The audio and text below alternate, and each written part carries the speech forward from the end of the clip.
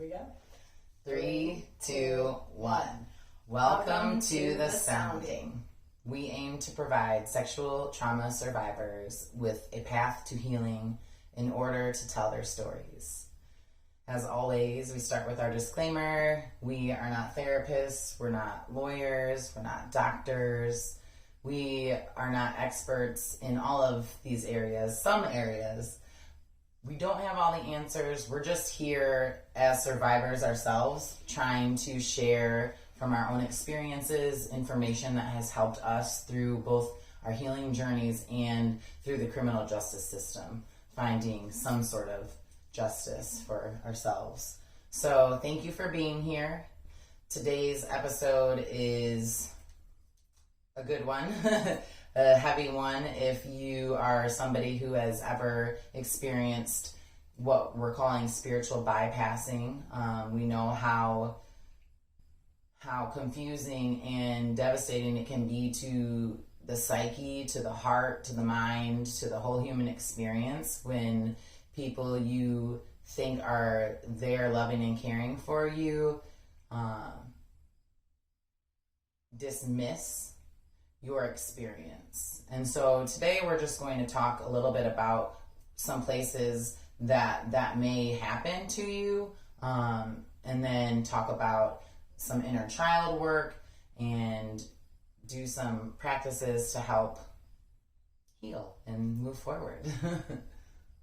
Yes. So spiritual bypassing happens a lot, especially when survivors start to speak out, because people either don't want to believe it because they're going to be impacted by it. They don't want to be involved in it. I was shocked at the amount of people that walked away when I was going through the criminal justice system. People that I thought would be there for our entire lives were suddenly gone because I was told rape is dark, as if I didn't know that already. And so there are people that just are not prepared to deal with these very serious things, and it can make you feel very alone. It can make you feel as if there's no way that you can handle this without support of others. But it is important to know that there are people out there like ourselves and others who have gone through this and understand what it feels like to be dismissed and to have to continue to almost just cry out in agony until you get the right people to listen and take hold. Or you hide it and you keep it in and you get sick from that. Mm-hmm. And stay traumatized. And, there are a lot of trauma responses that come up that we don't even realize. I know still, I'm 50 years old and I've been on this path to ungrooming myself for years now, and I still have trauma responses regularly, and they shock me, but I'm also more aware of them. And so without the hypervigilance and looping and now understanding the trauma responses, I'm more able to handle situations that once would have been very devastating and created havoc in my life. So we're going to talk about some of the trauma responses. I want to stay on bypassing for a second. Okay, perfect. So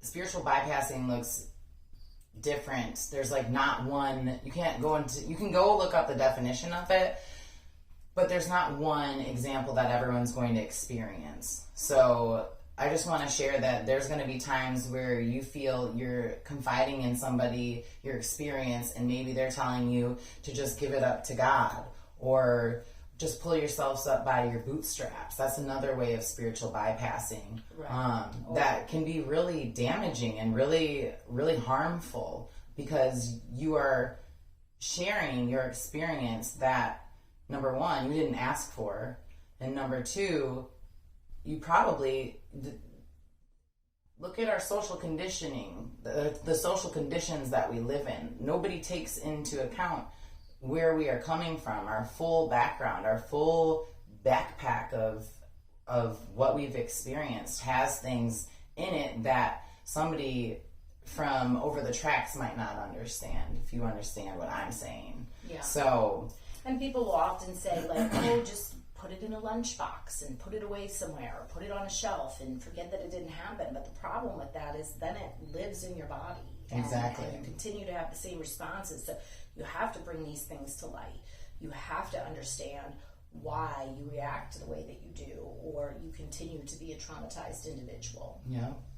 And spiritual bypassing can happen in churches, it can happen in schools, it can happen in the home, it can happen in the workplace, it can happen in your friendships, it can happen anywhere. It's often how cults are created, is because you have someone that decides and dictates to everyone else what they're supposed to think and how they're supposed to think and what's important and what's not important. And really no one can tell you what impact it has had on you. Only you know that. And so it's very important to learn self-love and self-awareness and stand in your truth and find people that actually do listen and understand, because trying to convince other people can almost drive you insane. And that's the confusion, the devastation, the damage that spiritual bypassing can cause. But we are here for you. And as Dina said, we as survivors, we as human beings have trauma responses. We have a system that is designed to go through a variety. If you're into the polyvagal theory, I really like that one. We'll do a video on that. If you do your studies and look deep into trauma responses, it's really cool. We're very smart, very intelligent. Our bodies are amazing, and it's difficult because as a survivor, we oftentimes hold a lot of guilt and shame over our choice in survival response or trauma response. But we're here to share, along with lots of other experts in the world, that it's not really a choice. Your body does what it needs to do in the heat of the moment because it's smart. And I've had my own years of therapy, different therapies and healings that have gotten me to a place where I have found forgiveness for myself, for blaming myself, for me not getting up and leaving and just freezing, right? So today we're going to talk about 5 trauma responses, and I'm going to start with friends. We have them categorized by 5 F's. I'm going to start with friend. Friend is a response where think about you had a stressful day, you get home from your job or whatever it is, you want to call someone and talk to them and talk about the stress you just experienced. That's a friend response. You're reaching out, you're looking for help, you're seeking help within your community. Next, we have fight.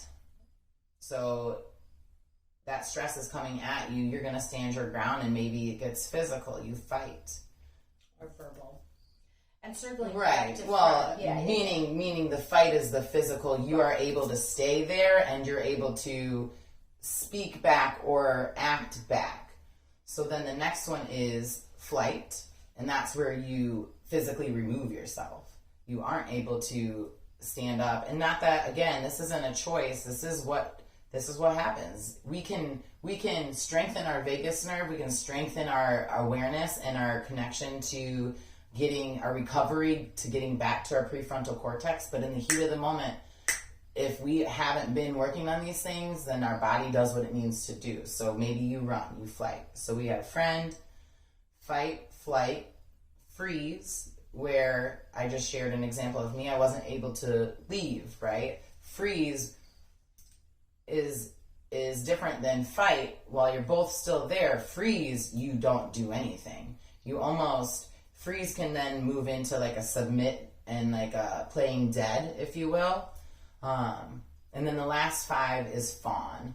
And fawn is this idea of people pleasing and submitting in a different way, where you're not playing dead, but you're doing what you have to do to get by. So again, we want to do our research and find practices that work for us and that are going to strengthen our own response mechanism in the way that we want to respond. The more that you show up and do your practices, the more likely it is that you're going to get better and make it a habit and an actual pathway of a response. I know there's people who have gone from being very verbally aggressive as a response to being able to take a breath and then, right? And me too. And then move through with a more clear and compassionate and empathetic response, because that breath takes you from fight, flight, freeze, fawn, resets you back into a balanced or more balanced nervous system, and you connect back to your prefrontal cortex where you make all your executive decisions and you have your empathy. So, and trauma responses often start in childhood, where most of us or a lot of us have been traumatized. No, they do. That's where right. And so where we start to learn and imprint. It's very important to learn how to settle your inner child, because we still have that child living within us, and a lot of us have children that don't trust us because of these trauma responses that we've had. And so sometimes your behavior can feel very childlike because it is that inner child that's responding. And so it is crucial to healing to get your inner child to trust you, to see that you're the adult, to see that you're not going to get in these situations.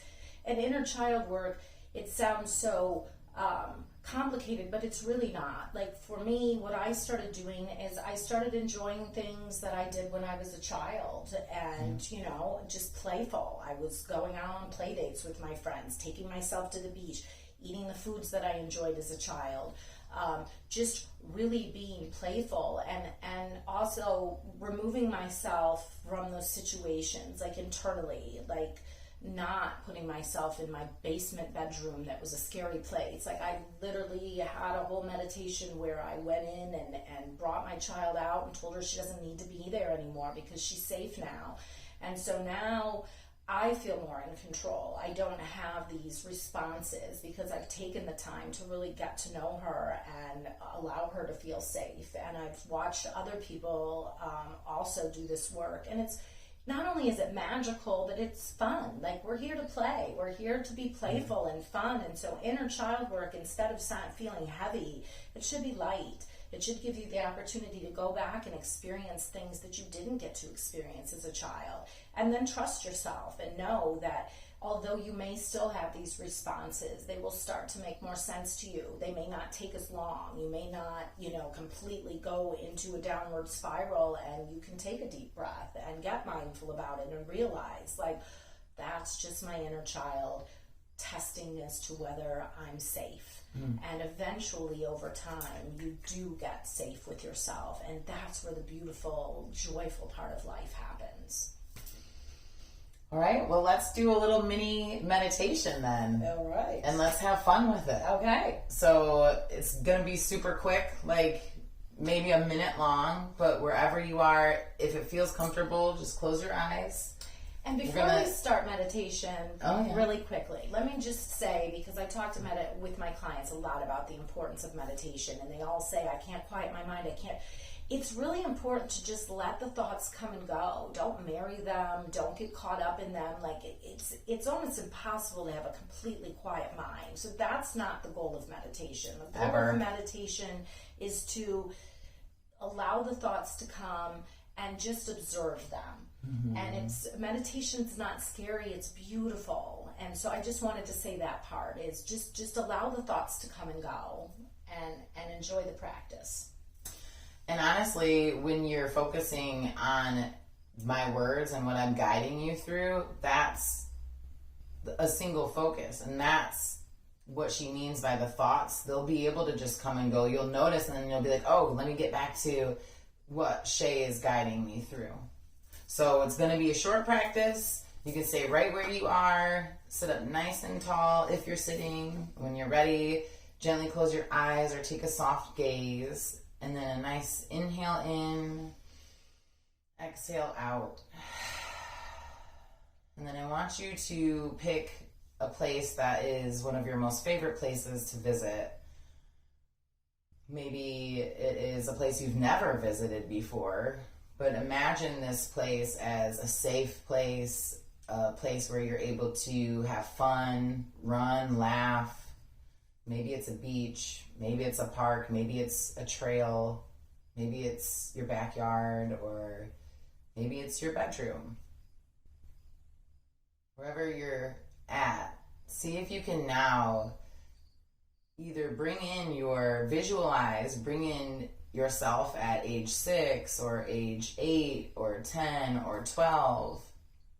And if that's not accessible, then imagine yourself and remember what it was like to be that age, and come back to what was one of your most favorite things to do.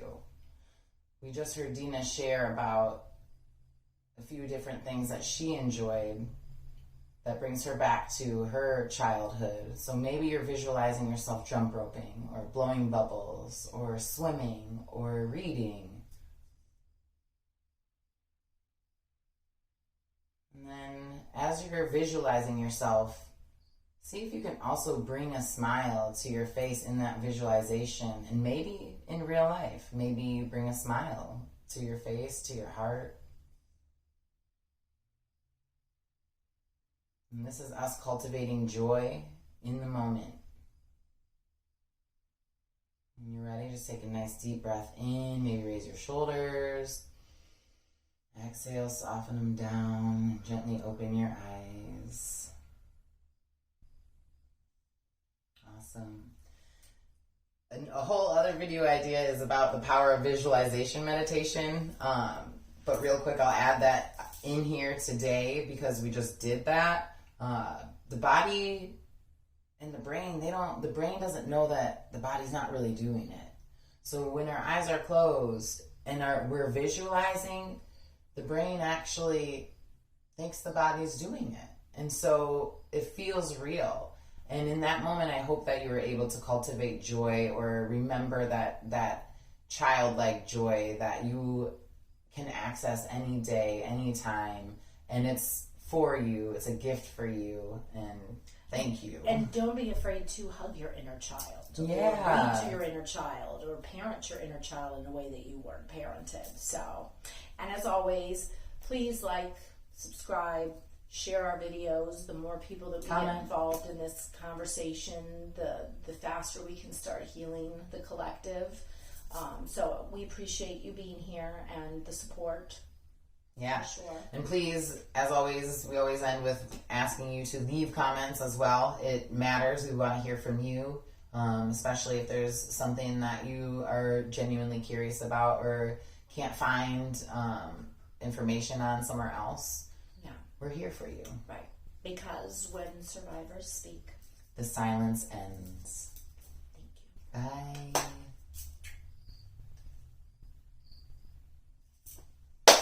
All right. Number 2 down.